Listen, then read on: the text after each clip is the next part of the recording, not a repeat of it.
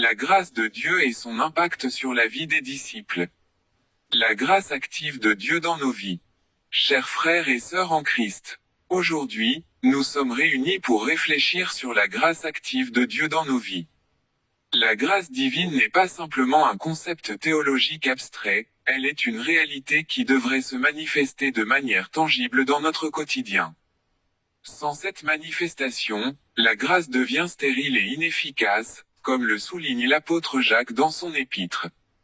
Dans Jacques chapitre 2 versets 14 à 17, nous lisons, « Mes frères, que sert-il à quelqu'un de dire qu'il a la foi, s'il n'a pas les œuvres?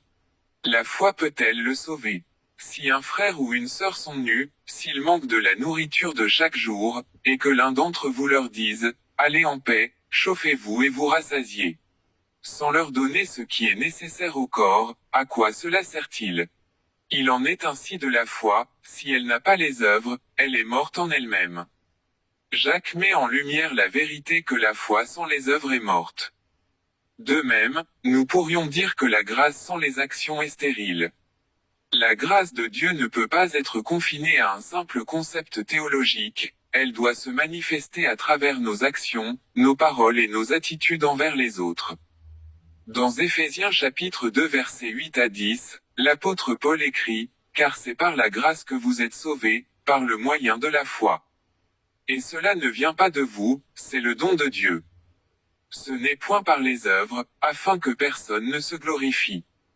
Car nous sommes son ouvrage, ayant été créés en Jésus-Christ pour de bonnes œuvres, que Dieu a préparées d'avance, afin que nous les pratiquions. » La grâce de Dieu est le fondement même de notre salut, mais elle ne s'arrête pas là. Nous sommes créés en Jésus-Christ pour accomplir de bonnes œuvres. Ces œuvres ne sont pas le moyen de notre salut, mais plutôt le fruit de notre relation avec Dieu. Elles sont le témoignage visible de la grâce de Dieu à l'œuvre dans nos vies.